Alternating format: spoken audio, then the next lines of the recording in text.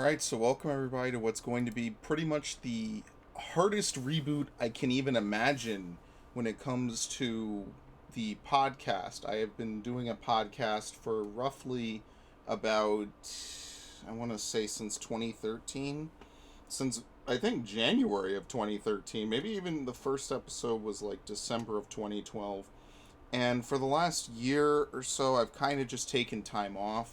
I haven't really done anything personally. I haven't felt the urge to do it. I haven't felt the drive to sort of push people to get together in a podcast. So at least for a couple episodes, I kind of want to get back into it on my own terms and my own speed.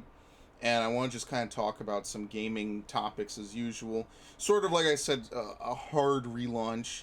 Almost even wanted to really rebrand it as opposed to just slapping on another episode number, because for the next episode to really take this long is it almost doesn't sit right with me.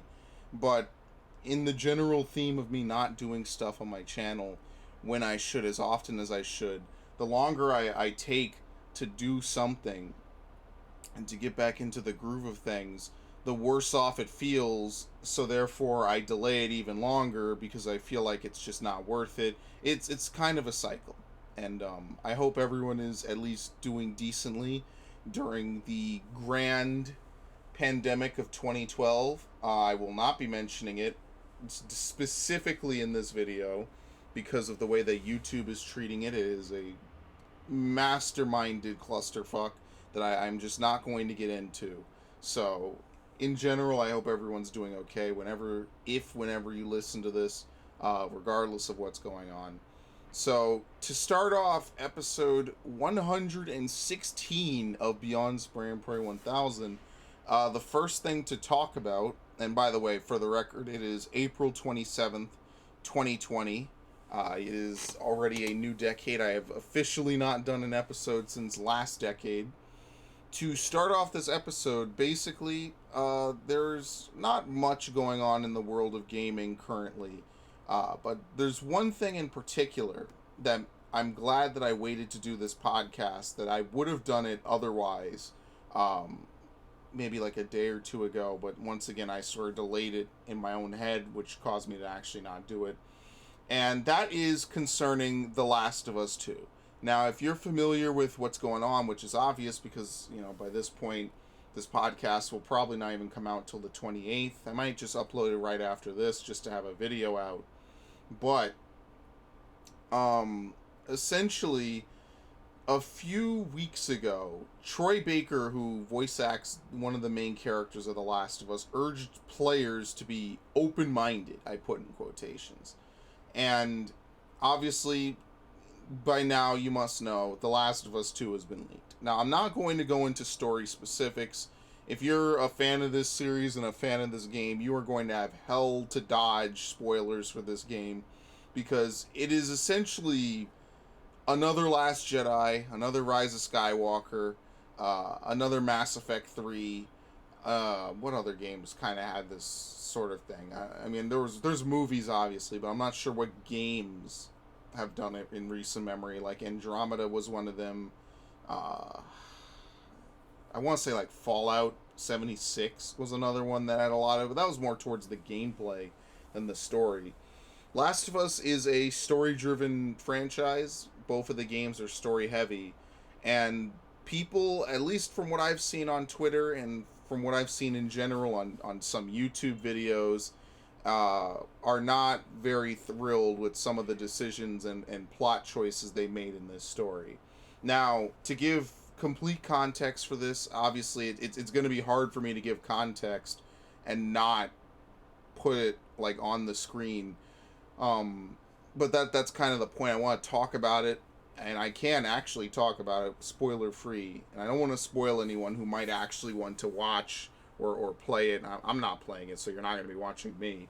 And to be fair, I was not going to get it beforehand anyway, even before Troy Baker was, kind of warning about it. I was specifically not going to get it just because I wasn't. I mean, like, The Last of Us 1 was a good game. I really did enjoy it, but I wasn't really sold on a sequel. I wasn't really that interested in a sequel. and therefore I personally just was not gonna get it. It wasn't gonna happen anyway. But essentially, they have done a pretty weird thing with The Last of Us 2. The decisions they've decided to make with the plot, in my opinion, are pretty dumb. And as someone who played the first game and I can generally kind of remember most of it, I think we know what's really to blame here. It's the same sort of problem that gets Star Wars in hot water. It's the same sort of problem that invades everything. And to shove a lot of this SJW and PC shit into stories usually doesn't go well. I'm not sure what Sony is really appealing to. And of course Sony themselves are kind of almost, I want to say, living memes in a certain way, because we know they censor a lot of other games, but The Last of Us is the one game that they don't censor. They don't censor a lot of their big games. So I guess I shouldn't say it's the one game. It's just one of probably the biggest games that they don't censor. You know, they censor Senran. They censored, I believe, bits and pieces of DMC5 may have been censored. They censored Omega Labyrinth. They've been kind of on a tear with regards to, you know, weeby anime games getting a real hard time. But at the same time, you know, like stuff like this gets a pass. I think Sony at least is on like this weird sort of niche with it where they really need this game to do well. And partially that's one of the rumors is why they delayed it, is because they wanted to make sure that in the middle of this pandemic, they wanted to delay it to hopefully things would get better in May. Or I'm sorry, they delayed it off of May. I'm sorry. They wanted to delay it in the hopes that things would get better by like June or July, so that way they could maybe sell more physical copies. And unfortunately for them, it looks like these leaks may have forced their hand, because just this morning they announced that lo and behold, they are going to be releasing The Last of Us 2 in, I think it's June, and then Ghost of Tsushima is going to be in July. Now, The Last of Us 2, the current theory behind it is that there is someone within Naughty Dog who is basically a disgruntled employee. Now this may be false, but this is the running theory. This is what I've seen thrown around. We don't know who or what or why they've leaked this. We can assume generally that it's someone with actual credentials within Naughty Dog who has access to a near final build, if not the actual final build of the game. Now obviously, regardless of that, the story is set in place. So, I mean, even if it wasn't a final, you know, ready to ship and play build of the game, the story obviously is not going to change. And everything seems to be implemented. Now, the screenshots that they showed and the videos that they had, which I've all since downloaded and archived, they clearly, this is not just a shit post. It's too high effort to be a shit post. I know that might seem like it makes it a shit post even more, but in general, most things, like, I kind of approach most things with, like, Occam's razor. It's too good to be true, or it's too well put together to just be fake, in my opinion. So I'm willing to, and a lot of people are willing to believe this. It confirms the 4chan leak from earlier this month. There was a leak on 4chan about it as well.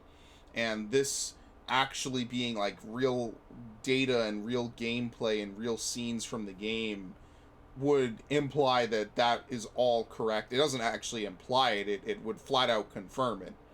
And apparently it's someone from Naughty Dog, because they access the developer console, or I'm sorry, like developer tools when they're showing off this game. They you can clearly see the flow of the game, the different segments of it, and basically.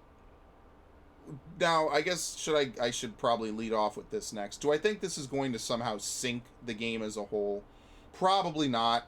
I just think that Sony wants to damage control it. They've already been taking it down everywhere. They've been slashing down as much as they could. They put out a tweet earlier today where they said that the game is going to come out in June. They also put out Naughty Dog put out a PSA basically saying, look, we're trying to get the game in your hands as soon as possible. No matter how you enjoy it, please do so. So it is not like they are completely unaware of this. In fact, it's the opposite. They are more than aware of the fact that this is going viral very quickly. You can't even go on YouTube videos and not know about it. You can't go on Twitter and not know about it. And like I said with the Pokemon thing, with Sword and Shield, obviously people are still going to buy it, whether or not they even hear about the leaks or in Pokemon's case the cuts, is another matter entirely, and they may not have. Some people will hear about it and not care. Some people will hear about it and it will just whatever. That's fine, but it is still something that happened, and it is currently causing quite a stir. I would use the word shit show, but I know that I could say the word stir and get away with it. Now, obviously, when the game comes out, it'll be fair play, in my opinion, to talk about some of the decisions they made with the story and certain elements about it. But while it's not even out at all, I don't want to do that just in case someone who watches this is interested in the story. Know that it will definitely come up in June whenever I do this. I'm planning on doing a podcast twice a month, um, once at the beginning and once at the middle, or maybe I'll do it at the middle and the end. The middle and the end might be better, actually, now that I think about it. And from there we can move on, and we can go from there. But there's no way I could not talk about the Last of Us leaks. It is the biggest thing in gaming currently. It is what everyone is talking about. It has basically taken the internet by storm for the last few hours, if not for about a day or so. So, needless to say, The Last of Us 2 is by far going to be the most talked about game of this month. It's not. It wouldn't have even been out this month, is the other thing. Um, but because of everything that happened, I think that Sony's kind of had their hand forced, because the more months that they go trying to delay getting these physical copy sales that they believe they'll get, the longer the story will be out there, and they won't be able to make money off of a heavily story-driven game. And needless to say, that puts them in a bad position. I just personally find it interesting because of, one, Sony's history with censorship and some of the things that they revealed in the leaks, and two, just because I think it's a damn good show. I think it's very vastly interesting that someone within Naughty Dog likely is the person behind releasing this. And that usually does not happen. Even in the case of BioWare and the whole Anthem debacle, we did not see something of this magnitude. We did not see people within BioWare actively trying to screw over their own work or screw over the company. And that, to me, is probably the biggest tell-all. Because even with that, it took Kotaku, I know, of all fucking websites, it took them extra time to figure it out and to dive deep into it. But by God, was there a lot to dive into. And to this day, that remains, I don't even think it was a podcast episode, but it is basically an honorary podcast episode. It's kind of what I would want all podcasts to be. Like 2-3 hours of just reading this massive article of just all the things they did wrong with that. But moving along, Last of Us 2 is leaked, so if you're looking for information from it, or, well, you won't find it here, but if you aren't looking for information about it, you might want to literally stay off the internet and stay off of video gaming YouTube for the next 2 months. I'm not even kidding. I don't think that there's going to be a single generic video game review or video or anything where this will not be mentioned in some part. You know, obviously the fan base is going to get split. You're going to have people who don't care about it, who don't say, you know, they don't see a problem with it. It's whatever. And then you also have people who are going to be on the other end saying that they ruined it, they killed it, and they're not buying it. And I think both are valid stances. You know, I might say one thing or I might say another. But they're both valid. I mean, if you want to buy a game, you can buy a game. I mean, people are allowed to buy good games. They're allowed to buy bad games. You know, whether or not games are considered as a whole good or bad is up to the community. So I try not to take too many sides. I have my stances. Obviously, my stance on Pokemon is vastly known amongst my friends and probably the people who watch anything I put out. But I digress. Nextly, what else is on the list? Kind of going out of order, which is always a great thing. The ESRB will add a loot box warning to games. Now, as you know, if you followed the whole loot box controversy for the last couple of years, it's gotten to the point where it's out of hand. Regulatory bodies have been interested in getting involved to try to shut it down. You know, they compare it to gambling, they compare it to a lot of stuff. My relationship with loot box has pretty much always been a hate. Gotcha style games do not appeal to me. They actually depress me more than anything and encourage me to not play. So it doesn't really hit home with me. EA and to some extent Blizzard and a lot of these companies have just milked it too far. And when you milk something too far, you're likely to get regulated. I mean that's just the unfortunate truth of the matter. And for them, this is that time. They have unfortunately hit the wall in terms of being able to throw out whatever they want to do and do whatever they want to do. And because of that, this is kind of the price that they have to pay for it. Now, do I think adding ESRB warnings to the game box is going to really make a difference? Of course not. I mean, if a parent is going to buy a game for whatever, they're going to still do it. I don't even think they read it, which is ironic because that's kind of the whole point of it existing in the first place. But I digress. It's not really a huge thing. I just thought it was something worth noting because the loot box issue has been growing drastically in the last couple of years. And pretty much every major big game does it or does something like it. And you can't really get away from it. But this is what they think, I guess, will help. Or maybe they're just doing it just to be spiteful. I mean, either or. I don't particularly see it accomplishing much. But maybe that's not their goal. Maybe their goal is just to... This is a precursor to something bigger. Or this is just something that they're doing just to really kind of mess with them. No one really particularly knows. I couldn't really say much for it. Now, let's talk about some of the unfortunate things that happened. Rick May, who is the voice of Andros and Peppy, as well, I think from Star Fox 64. I could be wrong. But more recently known as the Team Fortress 2 soldier, has unfortunately passed away. It was a very sad day in internet history, especially gaming history, when that happened, because a lot of people, the soldier from Team Fortress 2, which I'd argue is one of the most recognizable games of almost the last decade, definitely from like 2007 to like 2014, I would definitely say it is a very recognizable game. Unfortunately, he passed away, and that is actually a tragedy. It's really sad. Because no matter where you were, if you were around for gaming back then, you probably heard of Team Fortress 2, and needless to say, as one of the major characters of it's just sad. There's not much else to say about it. It's truly a loss, and it's definitely just not one of the greater things that happened. I shouldn't say coincidentally, but concurrently, around the same time period, the voice actor of the original Resident Evil 2, Leon, also passed away, which was, I think, around the release date of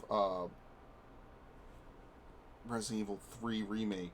I'm not sure what happened first, because it's been a while. I guess I should start putting dates whenever I put topics in.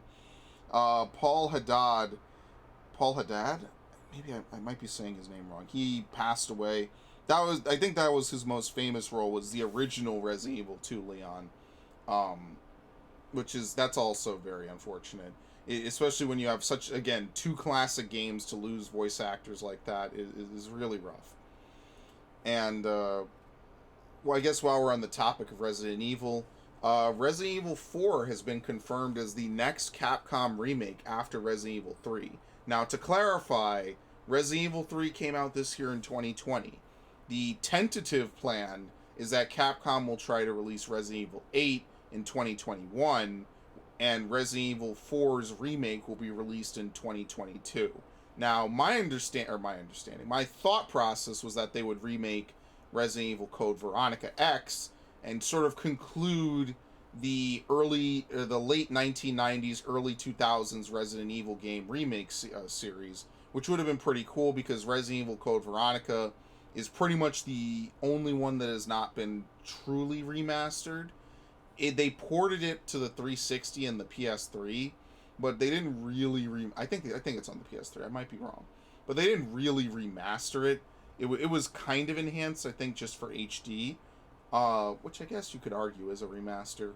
but specifically not like Resident Evil 0 and Resident Evil or Resident Evil Remake getting remastered. It would have been cool to kind of see that sort of same amount of effort and love being put into it. And obviously, there's nothing to rule out that after 4, it won't get its own remake in maybe 2023. But while Capcom is on this train of remaking games, I feel like Resident Evil 4 is kind of a modern game enough that it doesn't really need a remake. I mean, if you remove some of the elements of Resident Evil 4, like the escort mission and the quick time events, which by today's standards are not nearly as popular or at least as common as they were years ago, is it even really Resident Evil 4 anymore? And I think that's going to be the thing I'm really skeptical about. Is like, yeah, Resident Evil 4 might be one of the most iconic video games in human history, but speaking about remaking it, it's not that you couldn't remake it, it's that, at least from what I feel from Resident Evil 3, they have and to some degree from Resident Evil 2, they have a habit of removing stuff from the remakes that was in the originals and just like flat out removing it. It's just not there anymore. So for instance, in Resident Evil 3, whenever I do the verdict on that, they have removed the clock tower portion and they removed the park, as well as making changes to the final areas of the game. It's a very straightforward game, and I wasn't super thrilled with Resident Evil 3's remake. I thought it was a very lackluster remake. Resident Evil 2's remake definitely impressed me more. 3 kind of just felt more like an extensive storyline DLC as opposed to a full new release. And even though they obviously put in a multiplayer mode that I wasn't very interested in, admittedly, and I actually can't play because I don't have PlayStation Plus. I feel like if this is the trend of how remakes are going to go, then I'm not very interested in it. I think that it's more too much getting cut out between the live choice elements and all the other things.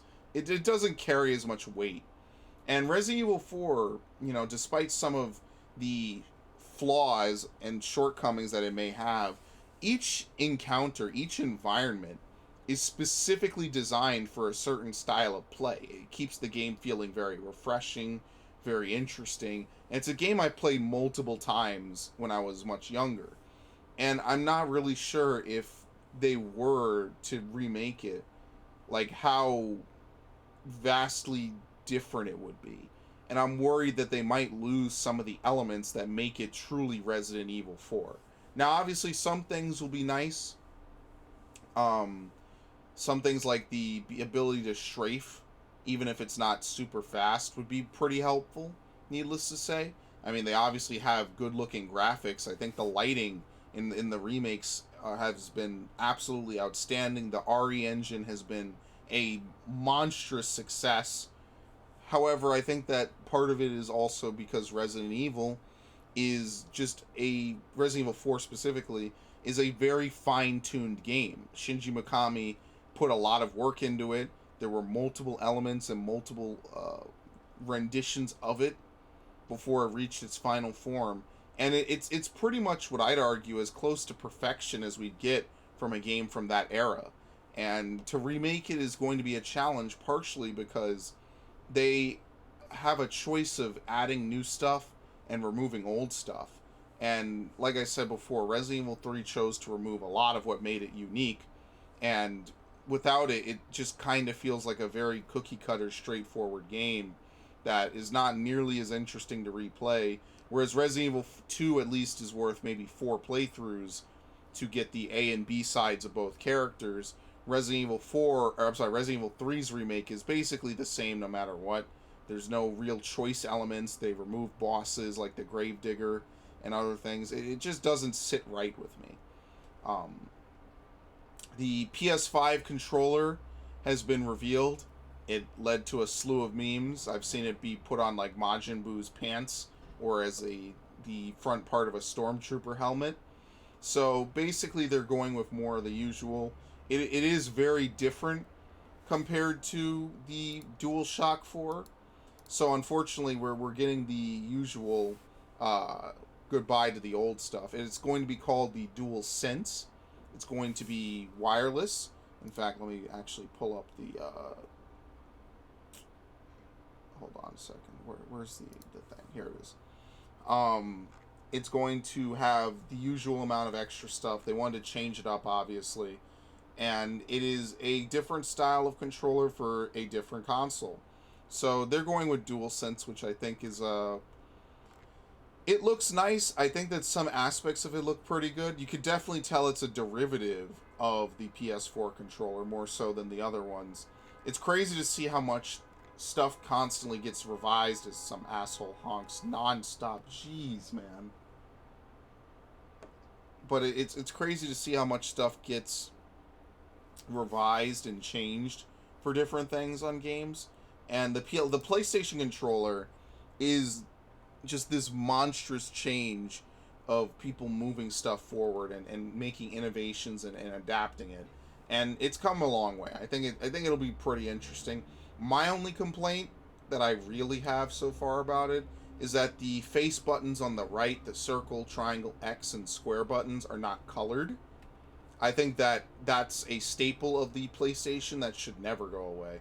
And I mean, obviously, it's a small thing, but if they're all just going to be white and gray, it just kind of, it's kind of like when Squidward went to the future and everything was chrome. It's just one of those things that doesn't really sit well with me. The colors are iconic, and I would not get rid of them for the world. But that's just my opinion on it. Let's see. Demon Slayer, or Kimetsubi no Yaiba, which is an anime, is going to be getting a game developed by CyberConnect 2. Now, the last thing that I'm aware that CyberConnect 2 made was the Naruto Storm series, which was released to critical acclaim. Pretty much anyone who likes Naruto likes it. And I think that Kimetsu no Yaiba is a good anime. I just call it Demon Slayer. I don't know why I'm pretending to call it the Japanese. I listen to dubs, okay? You can hate me if you want. I like dubs. I watch Toonami every weekend, all right? But the I think it looks good. I mean, obviously they only have screenshots at the moment. Who knows how the ongoing situation in the world is going to affect video game development. However, we'll see how it goes. I have faith in CyberConnect 2, and I think it'll be interesting at the least. And speaking of delays and things being affected, Sword Art Online Lycoris, which was originally set to release May 22nd, 2020, will now be releasing on July 9th for Japan and July 10th for America. Or I think for everywhere else, actually, not just America. Yeah, in the West, July 10th. So basically, a delay of about a month and a half, give or take. This is just, once again, as if you can hear my voice and understand anything, really, you're probably aware of how the pandemic is vastly affecting everything about daily life. Which is ironic because people are driving outside, which they weren't doing 10 minutes ago, which they also weren't doing for the last 10 days. So that's pretty interesting. I live in New York City, by the way. It's been awful here. And, yeah, it's been kind of crazy. So the other thing that I had put here is, I am looking forward to Lycoris. I think it'll be good. Hopefully this gives them extra time to, round off any sandpaper. Sandpaper the edges is a phrase I usually like to use and so on. But, anyway. In the PS5 versus the sex box, yeah, I'm mature, I know. The sex box will try to support 3,000 Xbox One games at launch, about 500 to 600 Xbox 360 games at launch, and about 50 Xbox original games at launch. And that's their pledge. That's what they're trying to hit. Meanwhile, the PlayStation 5 will have 100 of the most popular titles available at launch for backwards compatibility. And by 100 of the most popular titles, I think it's limited only to PS4 games. So this is not going to be the case of you own the disc, pop the disc in, and just play. So much so as it might be that, but it's more a curated amount of games, which is kind of what the Xbox One does here. And obviously, I did a stream where I watched the Sony conference where they talked about what's under the hood for the PS5. Now, granted, it was interesting to kind of follow along with as much of it as I could. A lot of people were expecting them to show off games. It really wasn't a game show off stream, but I do think that Sony is kind of putting themselves in a hole here in that aspect, because I think one of the big things that's going to happen this console generation is an emphasis on backwards compatibility. I think that's going to be one of the biggest things that is going to happen. A lot of battles are going to be fought in the name of bringing that over. Because right now, people have built a library. Like, the mainstream audiences have built libraries of games, right? Gaming isn't just a thing for nerds anymore, as much as, one should not believe that. It's for other people, too. And what they want to make sure people do is that they stick around on their console by building up a library. Therefore, it's kind of like sunk cost fallacy a little bit, except more. It's not as negative, I guess I should say. And to do that, they're making it so you can play any game on your new home console. Now, for Xbox, this is easy because the Xbox One basically spent the majority of its lifespan incorporating more and more backwards compatibility. And I think that that's one thing I need to give it credit for, is that they did a good job in that regard. Meanwhile, Sony, I don't really know. I don't really know what Sony's doing, to be flat honest with you. I don't know. I couldn't really tell you. Vince Zampella is to lead DICE Los Angeles on an original game. I don't think many details are known. It's just an announcement. And speaking of announcements, E3 2020 has been canceled due to the ongoing situation in the world. Needless to say, not much is going to be happening this year in general, but at the errors of caution, they just decide to get rid of it and just cancel it. Now, E3 will most likely return next year. A lot of people are saying this is the death of E3. I really hope it isn't, partially because I like streaming E3. I think it's one of the most fun things to do, to laugh at some of the cringe. And by God, do they they spare no expense. But also just because it's been a part of my life for a long time, to follow E3 and to hear about all the cool stuff. I've been doing it habitually since like 2007, 2006, and it's just something that's very fun to me. I rather enjoy it, that things sort of just kind of work out, that it's just a very fun time. It's enjoyable to hear about all the new stuff. It's like the one time a year where they get full blast to just talk about everything and to pull off all the stops. And unfortunately, what I think is going to happen is we're going to go the way of states of plays and more Nintendo Directs and stuff like that, and just general launches like YouTube video trailers and stuff. And I think that there's something just special that's kind of lost. You don't have as much, I don't want to say investment, but it's not as much finesse and pizzazz midway through the year. It's definitely something to get hyped for. It's usually like a week or two of just constant video game news. And as a 14-year-old, as a 12-year-old, I remember looking back on it fondly as such a great time, just to enjoy games, to hear about all these cool news stories and all these news events while playing games is pretty fun, and it's pretty interesting, but it's truly unfortunate. Now, the last one that I wanted to talk about was GameStop telling employees not to close due to the ongoing pandemic. Even if law enforcement shows up, they weren't supposed to close. Needless to say, Clown World was massive. They have since closed. They still tried to have online sales and stuff, which is nice, but they already took enough heat. I don't really think I need to particularly go into it. And I was going to talk about Pokemon Home, but I think I want to keep this episode rather short and sweet. Just kind of getting back in the groove and the swing of things. So next week, depending how long some of this will be, it may or may not be a very long podcast. Like I said, it's probably just going to be me for a couple episodes, or depending how things go. And then we'll just kind of cut back on it and just go back to the usual, And I'm looking forward to it, because I think that here at the end of April, we have the month of May, we have the month of July, or June, I'm sorry, I completely skipped June in my head. We have the month of July and stuff like that. So, without any further ado, I thank you for listening. It was a pretty decent episode. Yeah, we have a lot of stuff. I do have like a dummy version of Podcast 116, which has like all the stuff from the VGAs and stuff. Honestly, I'll look it over. I'll see if there's anything worth even bringing back.